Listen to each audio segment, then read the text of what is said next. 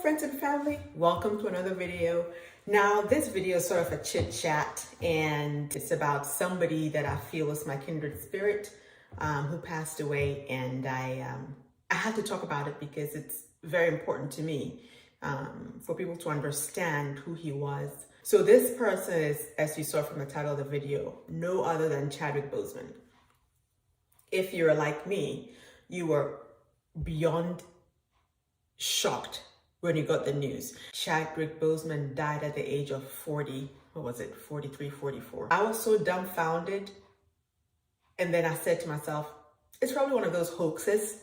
So I am dumbfounded, and I'm thinking somebody stupid came up with this stupid joke, because it happens a lot where you say, oh, this person has died, and the person hasn't died. And so after a few minutes, I'm like, let me just check online. I went on YouTube and it was everywhere.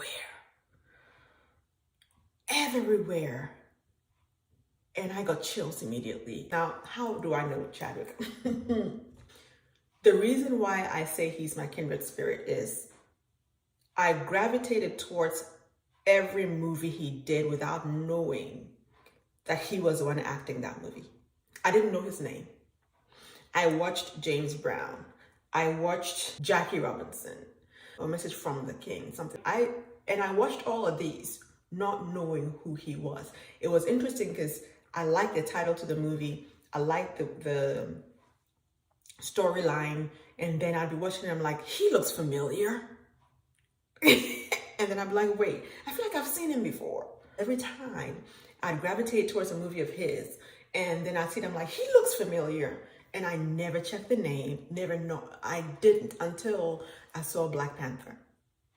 The kids dragged me, because I don't watch those kinds of movies. I don't watch Marvel, this and Marvel. Again, listen, superhero, listen.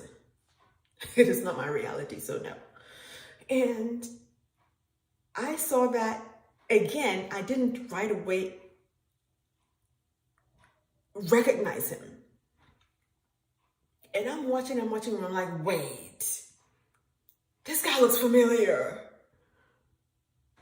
And after that movie, I Googled his name, and then back to back, all those movies of his that I had watched without knowing it was him.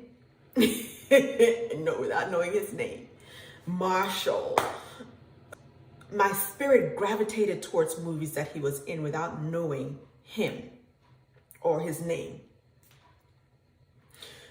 When he passed away, I started to look more into who he was. And it was incredible to me, because he was the kind of human being that I have always wanted to be. I had to sit back and reflect as I was finding more and more out about him, that I didn't know him until he passed away. But at the same time, I knew him before he passed away. I just gravitated towards the things that he did, but I just didn't, I feel like his face changed so much that I just truly didn't recognize him, because sometimes he'd be skinny, sometimes he'd be a little bit plump, sometimes like with the James Brown and the, wig changes and everything, I'm like, But what I found out about him made me feel even more like we're kindred spirits. I have told my kids, I've told my family, if something ever happens to me when it comes to some kind of a diagnosis, when I go to the doctor and I know the rest of my time is finite, like I know the day that, not the day, but the amount of time that I have in my life, I would tell nobody, not a soul, probably not even my husband. I'm just saying, that's just me. So seeing how he did that, he's my hero. I'm like, that is exactly what I would have done. And I have said in my life, I want to be in a place where I help people. I don't want it to be something that I do to get paid for. I want it to be something that I'm doing because I want to do it. St. Jude has been on my heart forever. I watch what goes on there. I contribute there. I'm passionate about St. Jude. I know there are other children charities and institutes and whatnot, but St. Jude, for some reason, is on my heart. And I saw that he went there. That's where I want to be. Listen, I don't care what job I do when I go to St. Jude's. I can be a janitor. I can be the person, giving the kids popcorn or cleaning their toys. I don't care. I just want to be there and be with those children and just make every moment that I can brighter for them. So seeing him, what he was going through, and he went there, I'm like, just amazing to me. Just amazing to me. And anybody who has worked with him talks about the essence of his character, the genuine nature of him, like who you see is what you get. That's how I am. I don't say it to be arrogant, but I don't care what people think about me. I care if you have constructive criticism, and I receive it because I want to be a better version of me every day. If I am the same today as I was yesterday, I'm stagnant. I can't be. I should have learned something new. I should have figured out something that I didn't know yesterday. It's very important to me. And he lived like that. And he had a thirst for knowledge. He's definitely my kindred spirit, I'm telling you. And it made his death, as painful as it was, not to the point where I am on my face on the floor like I used to be when somebody passed away, because I know where he is right now. You know what I mean? And God has definitely gained an angel. Oh, yes, he has. I have imagined how he felt when he was told, when he was diagnosed. Him not telling people of his diagnosis was the essence of his selflessness. Don't pity me. Don't feel sorry for me. Treat me as you would any other day.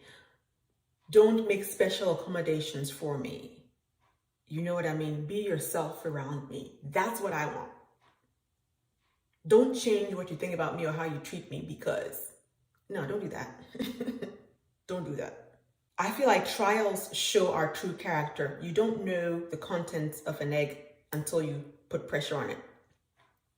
Then you see, this is the color of the yolk, the albumin, okay, this is how big the yolk was, and whatnot. The pressure of his diagnosis brought out the essence of his true nature, and it was beautiful. Other people would have been bitter. Why did God do this to me? And it's possible he had moments like that. Why did God do this to me? Like, I didn't deserve it. I'm not a bad person, and he could have thought that way, and he would have had every right. However, if you hear his brothers speak of him, how he was constantly meditating and, always thinking positive and always striving to be the best that he could be in any movie or any role that he had to play, not taking anything for granted, and just being so loving and kind and enjoying every bit of nature. That last text that he sent to a friend of his about, the weather and whatnot, and just looking at, just enjoy it, truly enjoy it. And his last days when he told his brother, it's time. That's how I want to be. It is time. I'm ready to go. Stop praying for God to hold me back. Okay. I told my kids, I said, dude, when it's time for me to go and you keep praying for God to hold me back, or if my heart stops and you resuscitate me, I will punch you.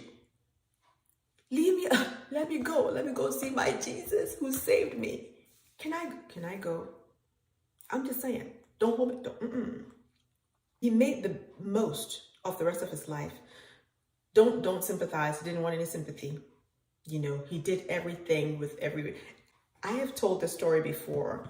It was a weekend spending with my husband. We had planned it, when West Virginia, we're going to go hang out. And I had an onset of a terrible toothache, wisdom tooth. And taking painkillers for that exacerbated my stomach ulcer. So I was in pain here and here by the day we arrived there. And we only had 2 days to spend there. I put all that pain aside. And I made sure that we had a good time. He didn't even know what was going on. But the last day when we were done and just about ready to leave is when I just let it out and we went to see a dentist, and he's like, I can't believe you are dealing with this pain. But that's me, because I want to make sure that whoever I am with is taken care of and is happy, so that I don't hold them back from being happy. You know what I mean? And that's what Chadwick did. I'm telling you, he is my kindred spirit. I feel like we're siblings from another mother. It's like twins kind of thing. He's the essence of who I strive to be without even knowing him. That's who I strive to be. I'm so glad that I actually got to learn so much more about him, but I can't imagine what his wife is going through right now and his family. My condolences, sincere condolences, because I didn't ever get to meet him. I just felt his essence through the screens that I saw him through, but they knew him. And can you imagine knowing him at that level as a human being? Just phenomenal, absolutely phenomenal. So that's all I had to say in this video. I don't know if you guys have people like that in your life, that you feel like you know them, but you've never really met them. But it's just, you realize that your thought process and your demeanor and your attitude in life is like this. It's synchronized in a way. So for all of you out there that grieved with me and are grieving with me, listen, let's continue to strive to be a better version of ourselves every day. We don't know the day nor the time. We don't know what anybody's going through. And I really truly hope that people who are Chadwick's friends, that didn't know, when they found out after he passed away that, you know, what it was, I hope they have no regrets. I never want to have regrets of the way I've treated somebody because, you know, I didn't know that they're going through something. Treat people as if you know that they're going through something. Be kind, okay? Be kind. That's what we're here to do. We're not here to judge one another and be harsh to one another. It's just, you never know what anybody's going through, especially during this COVID time. So please, please, if we've learned nothing this year, treat each other kindly and respectfully, okay? As if, treat them the way you would want to be treated, period. That's the end of this video. I love you guys. Thank you always, always, always for subscribing and watching my videos. I love you, love you, love you. I hope you know that, okay? And I'll see you in the very next video.